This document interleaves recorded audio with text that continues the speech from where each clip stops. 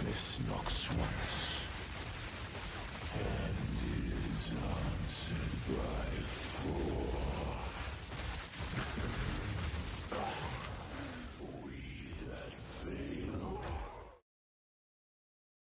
This is the best build that I've seen so far within the league in Path of Exile 2, and basically I was wrong, but not for the reason I thought. So I thought that we were comparing Poison Lightning Spear, which had infinite poisons, against some regular hit-based thing.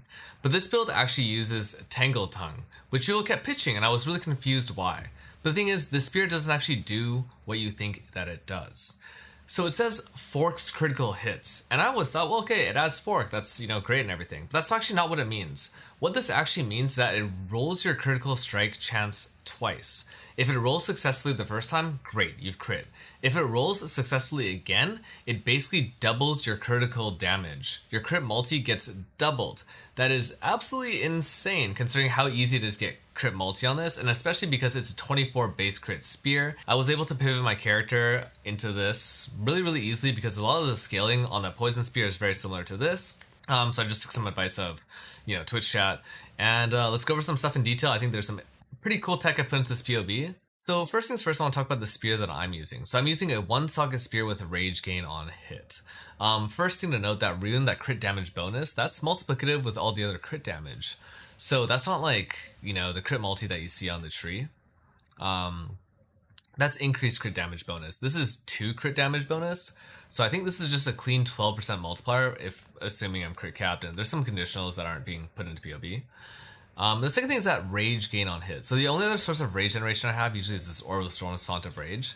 The rage gain on hit, corruption on weapons is global. It's not just for melee like it is on the glove talisman or whatever it's called. So that's really cool. I think that's probably the best option set to go for. I've seen people run like accuracy. There's flat added damage here, also quite strong. In my offhand, I'm using the Sacred Flame. So most people run like, I was using Lycoste before. A lot of people run bucklers. I think this is really good. First of all, it gives you 100 spirit, which is hard to come by, and it basically enables my cast on crit Cypress Mark, which really smooths out my boss playstyle, and actually makes my mapping way more insane. But I guess footage of that isn't shown right here because this is pre-swap. But it also gives you 2 really big lines. Firstly, the top line, 50% damage gained as extra fire damage. For my build with no extra gained as anywhere else, that's just a clean 52% more damage multiplier. Already crazy. So my offense giving me 50% more damage, 100 spirit. But that bottom line is also actually insane. I'm a tri-elemental build, but I actually only need to worry about 1 type of elemental damage because that bottom line makes it so that enemies resist elemental damage based on just one of their resists. So as long as I just lower 1 resist for them as low as possible, they'll resist my elemental damage based on that. So in my case, I'm going for lightning damage.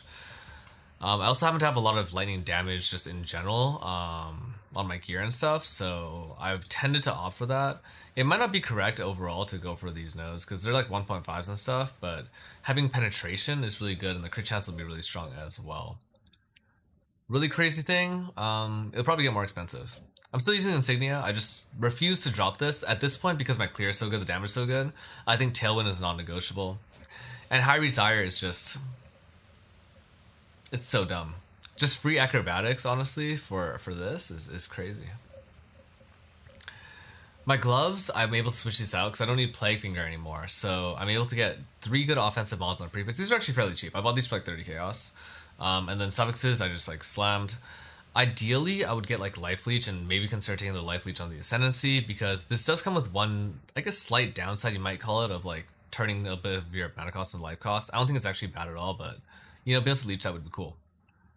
Gloves are pretty flexible though. There's also an alternative setup which you just get a lot of crit chance. Ignore crit multi on your whole tree and play Malagaros, but I mean, 400 versus 946 times 2? Nah, that's crazy, right? The other option to go for here is Painter Servant. I think it works, I'm not entirely sure. But I think it's possible, assuming, certain things on your flat added damage sources, that you can play Painter Servant with Trinity. That's pretty cool. It's about a 40-something% multiplier to your damage, I think, on average. So that's pretty cool. You can go for that if you want to. But I like to have the gear flexibility here. Boots are still move speed, rarity. I have actually 112 rarity on this character. Amulet, you'll see a lot of people run Beacon of Aziz or something. That's what it's called. That's for the crit pen, right? But because I have this scepter, I don't really care about that. I'm not trying to ignore the resistances. I'm trying to lower them to 0 and just leave them there. So then I get to run this really great amulet. Give me a crit chance, flat ES, which gets scaled up with my tree, attributes, which I actually need a ton of because it's actually really expensive to run this. I think it costs like 138 intelligence, and I'm running the lower level. There's actually a higher level one from T4. I think this comes from like a breach boss. So I have the lower level one with the lower level int requirement, but it's still a ton. And cast on crit has a 133 int requirement or something like that, so attributes are crazy. Absolute premium. Great amulet cost me 2 divines. This ring needs to be replaced. It's just like a res ring with flat added. Because flat added on your rings, just like in the last character, will be really, really big to scale your damage. And then this ring I bought for 28 divines. It's pretty much what I spent, like, I don't know, I just been spending currency nonstop, flipping, just flipping like my items into something else. Like, oh, I want to try this thing out, and like, oh, does this work? Does it not? But this ring, when I saw it, I was like, okay, I need to save up and actually need to buy this thing. Because it's T8, T8, T9 on the prefixes, which is really good. Especially T9 Lightning is like, I don't know, it's a huge buff. I think it's 20 flat more at the top end. And then other mods are all good. I've cycled for Ingenuity. It's really cheap. I definitely could have gone a +2 Charm and like just better bonuses, but I will only care about one ring, right? So because this ring is the OP one. But Ingenuity will be really good. It'll scale really well. And yeah, and then charms, flasks, and then like on these now I get like crit damage, crit multi, stuff like that. Let's put the gear setup, or the gem setup rather. So a couple things have changed. Firstly, the infusion setup now is towards exposure. I'm trying to lower the enemy resist, right? Trying to lower the lightning resistances. And I think this does work. I mean, none of it's being calced with this. I think this lightning, I think the pen should work. Anyways. Exposure is really good. It just, you know, reduces the resistances, and it's very easy to shock actually because I do a ton of damage, and I also run conduction just because why not? You know, just want to make sure this is really consistent. But it's also still my utility stuff. I still have blind on here, still have culling, and blind is really good because it enables for my single target blind side on Stormlance. In terms of Stormlance, I've also added in overextend. This makes you more likely to be stunned, but it gives you 30% more crit damage bonus, which is should just be a clean 30% more multiplier for this character. Again, it's a little bit messed up, but... And you'll be like, well, that's a bit of a downside, right? You're riding a Roa already, and you're thinking, oh, okay, like, aren't you gonna get stunned even more? The thing is this, I don't want to get hit. If I get hit, I consider that a mistake. So I try not to do that. On maps that roll like 300% increased stun, yeah, I might get hit one time from a single white mob and actually get stunned. But on normal maps, that doesn't really happen. I think this is more than worth running. Close combat, blindside, just crazy good support. Perpetual charge is very, very good as well. And then Rising Tempest. Rising Tempest gets triple proc because you'd think I'm only tackling the lightning skill, but Rising Tempest actually works through triggers as well. An infused weapon actually has all 3 elemental tags, so actually procs Rising Tempest. Super cool. Over here, maybe I'm wrong also. Just everything I'm saying could be a lie. Lightning, Spear, Bullseye, Martial, Longshot, Fork, and Deliberation. I'm using Fork the whole time right now. I could play Gamble Shot. I could also not run Fork and then move my Anoint over and take this, Branching Bolts. And this gives me a chance for +1 chain. In some way, this might be better because chains do target better than Forks do. But for now, I'm anointing this thing right now. It's just like extra evasion when you're not getting hit. Just even less chance to get hit. Pretty cool. Reservation wise, actually before that, there's an Orb Storm, still a spawn, still a chain inevitable. I just dropped this before bosses, and I also dropped Conductivity before bosses. I just put them both on the ground. Don't have to worry about timing too much. And then when the boss spawns, it's affected by all this stuff, right? Once I get the Greater Jeweler, I want to also put in Heightened Effect here, or whatever it's called, and that'll be quite good. So I'll have this, I'll have Exposure, I'll have a little bit extra penetration, and that'll be pretty good.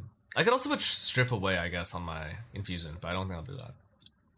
Still running Ghost Dance. Pretty solid defensively. You don't have a lot of ES recovery otherwise on this particular setup. Again, you'll see a ton of different setups with like this similar archetype. And then I run Wind Dancer, Precision Pin, Arm's Length.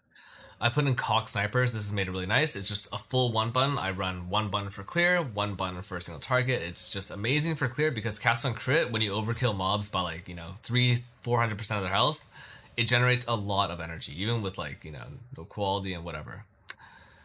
And yeah, the roll mount, Mute Shield, Loyalty, Elemental Army, you know, solid stuff. The skill tree is what it is. I'm not going to really talk about priority. I think at the point at which you're speccing into this kind of build, you're probably pretty high level. But I would say you really want to have really high crit chance, and attributes are a pain in the ass. So yeah, I mean, let me know. I've seen some pretty crazy builds up to this point. I saw like a Flicker Strike build doing, 6-man Sekima carries. I've seen like Wind Serpent's Fury do some absurd numbers. I've seen Primal do some crazy things. But I think in terms of all-roundedness, and having pretty good single target, like in that 2, and it'll be pushing about 3 million DPS range. As I actually figure out how things work and optimize this, because I've only played with this for about 2 hours, maybe an hour. I think this is so far kind of the front runner for me in this league.